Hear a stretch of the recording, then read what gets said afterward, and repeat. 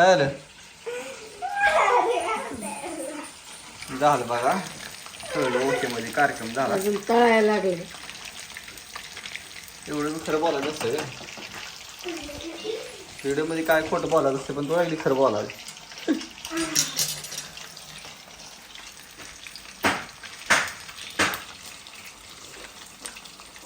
ते म्हणजे तोंडाला लागलं पाणी सुटायला इकडे बरोबर आहे ना.